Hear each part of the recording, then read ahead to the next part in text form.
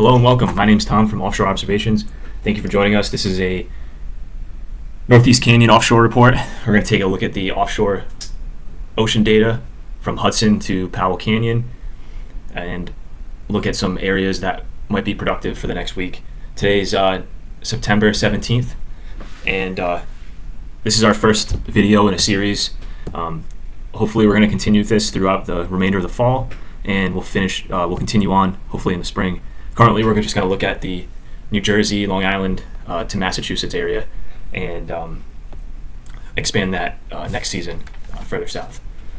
So thank you for joining. If you're not familiar with offshore observations, please go on to the website. It's offshoreobservations.com and take a look. This is a really great tool that I've been working on, and it has probably the most diverse options of offshore data products. We have some high frequency and high resolution options, and it's all wrapped up into a nice, easy to use user interface.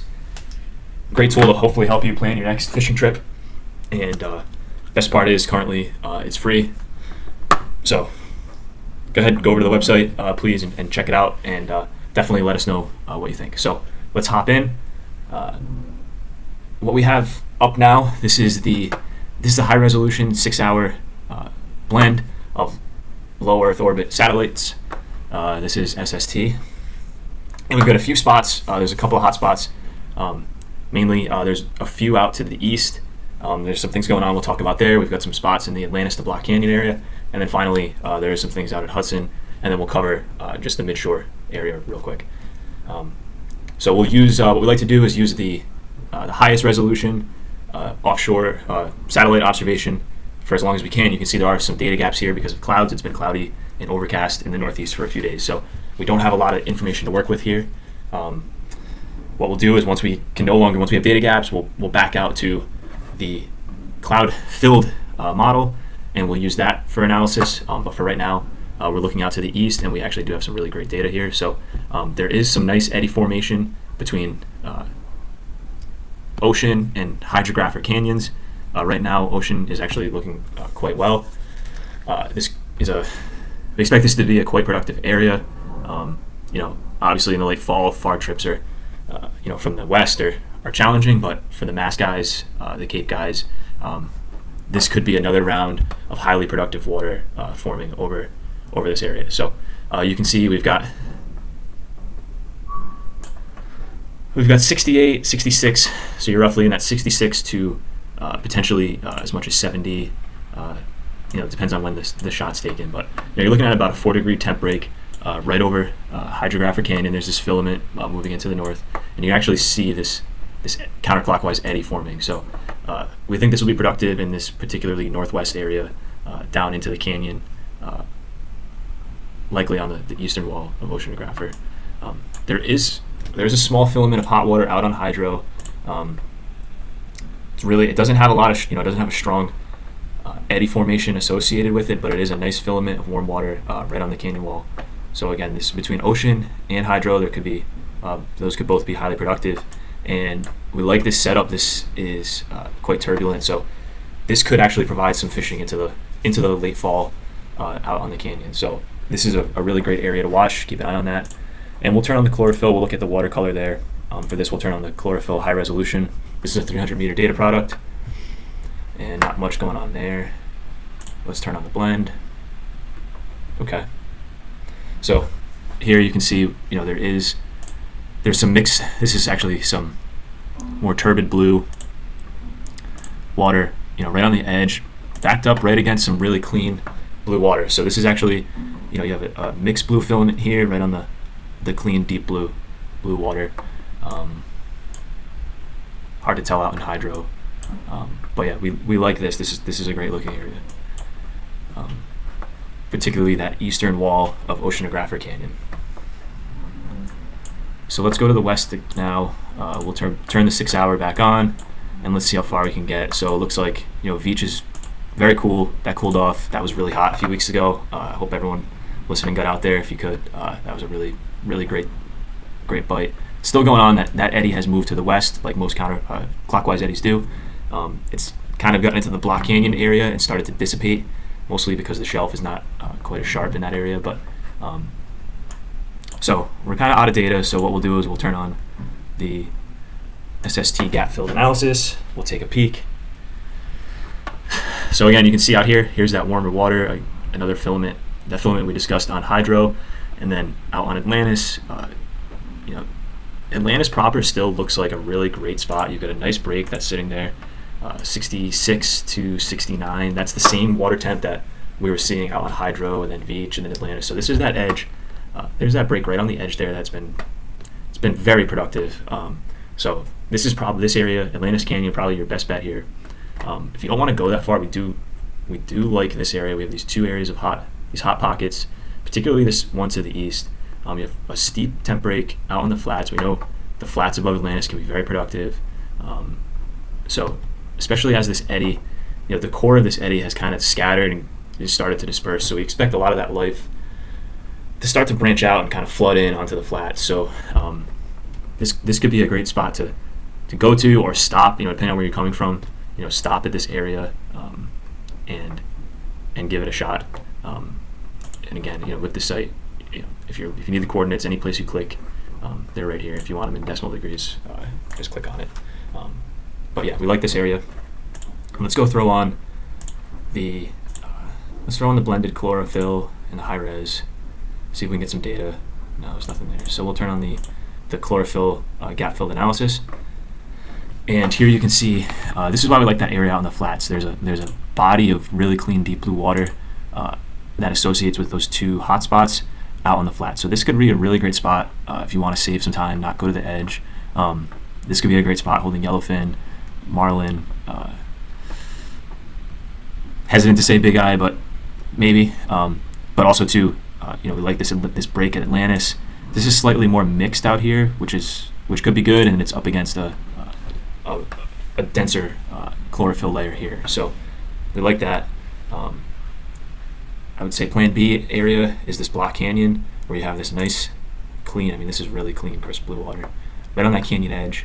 And if we go back to the SST analysis, you can see you have this break right on the edge. So anytime those breaks align with the canyon edge and you have the chlorophyll to support it, it's usually always a pretty productive area. So that covers Atlantis, Block Canyon. Let's take a look at Hudson. Really cool thing going on. You have this filament of hot water moving to the north and this filament of cold water moving to the south. These two things are exchanging. There's this convergence here. So we really like how this is setting up. You have this colder water, 69. You have this hotter water, 71. So this 71, 68 degree break, more on that southwest wall of the Hudson. Wouldn't really start here. I think, if you can get in a little bit closer to the canyon mouth and fish this break, this could be a really great spot. And even actually, to the northwest as well. At the very tip of the Hudson, you have a 1 to 2 degree break. But what's nice is you have this chlorophyll. Actually, I think the high res is supporting this. You have this nice pocket, this filament of chlorophyll that's running down into the canyon. So that's life just getting sucked down off of Long Island, off of New York, and it's just funneling down into the Hudson. So we expect this southern edge up into the tip of Hudson to be very productive. Now I'll take a quick look at let's do a quick midshore analysis. So if you don't quite have canyon range, let's take a look at some areas that should be productive for the smaller boats. The midshore bite, off of Rhode Island, was great in July. It died out after Hurricane Erin came through. A lot of guys sitting around waiting, hoping that comes back. There are signs of life. This whole area was super cold after Erin. There is this warm water finger, moving in, to the north. So we typically like to see to make that productive. So if there's any place to focus on, I'd say this. You've got a 69, 68 degree break. Mostly just you just have this warm water, on this continuation of Block Canyon, Butterfish Hole, maybe up to CIA grounds, Habs Ledge. So that western side seems to have that nice filament of water moving in. So if you're from Southern Mass, Rhode Island, Long Island, Montauk, be looking there. If you're closer to New Jersey, we don't think you guys know where to go. There's been plenty of fish in close there. And let's turn this on, take a look. So yeah, I mean, there's this nice break, out towards Bacardi, the wreck areas. So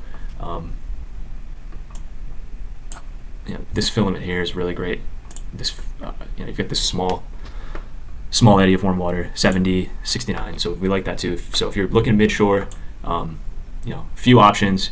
But I would say, if you're from, Montauk to Cape, probably start looking in this, the Butterfish Hole area with this. So, so that's the Northeast Canyon analysis. Thank you for joining. Again, if you like what you saw here, please go check the website out. It's free to join. This data is free. So go take a look, offshoreobservations.com. And if you have feedback, there's something you like or don't like, or you want to see, please shoot me an email, tom@offshoreobservations.com. And we'd love to make this, a really great tool for everyone to use for planning their offshore trips.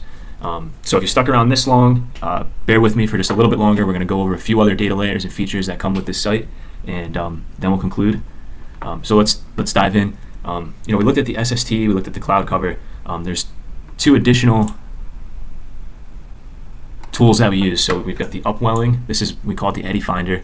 So you can see these tightly packed rings. This is a topography of sea surface height. So it's actually measuring small changes in height from satellites.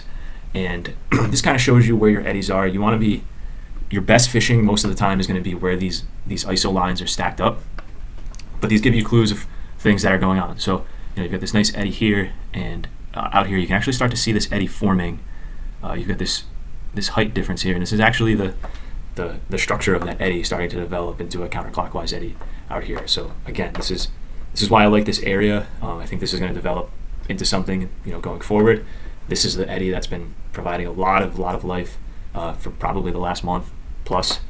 So again, Atlantis, and then you can actually see hydro out in Hudson.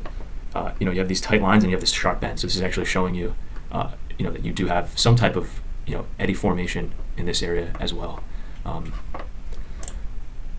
And then we offer a surface current analysis too. These two, they come from the same data source. Great to confirm your eddy directions and also to find current breaks and convergence. So you can see here's that convergence on Hudson Canyon. Here's that water and that life that's carrying that chlorophyll down into the canyon. And yeah, this is just a really useful tool to find those current breaks and find where fish might be holding. Lastly, we do offer occasionally some areas of interest that with exact coordinates will explain why we like the spot and what's going on there. So and that comes with an analysis just of the general area as well. So and we're working on a feature to make this PDF exportable as well. Now we do offer a small amount of weather tools. We don't want to predict weather. There's a lot of other great tools out there for predicting weather, but we do want to make it easy for you to access at least the NOAA data. If that's I know a lot of guys that rely on that. So what this does is this shows the zones. So some zones have overlap, but this shows both zones. And if you want to fish out Atlantis Beach area, you want that forecast. Shows you the area for that forecast, and you click it, and it brings you to the NOAA website. So simple tool, but we just want to make it easy for you. A lot of times it's hard to really visualize where those zones cover. So this shows you that. And then lastly, we do offer a tool for the inReach users out there. Really cool feature. If you have to create an account with us for this. Again, it's currently free. You put your inReach map share ID in there, and what this does is this will track your movement for you, and we'll plot it and make it available for you. So this is a trip from early September to Beach, and you can see you can see the data. You can go back in time. So if you had a very productive trip, you can see exactly where you went. You can see what the water was doing. It brought me back in time for this data. So this is the data from the 3rd as well. So great tool for just seeing what you've done in the past and keeping track of your trips. You can see there's been quite a few trips here. And this is the type of thing we're working on. So if you have other ideas or you want to see something, please let us know. So that's all we'll dive into. Hopefully we're going to be putting out these reports weekly. If you have any questions, comments, feedback, we'd love to hear it. Please shoot me an email, tom@offshoreobservations. Like and subscribe. Check us out on Instagram. And please check the website out. Love to hear from you. Thanks for tuning in. Thanks.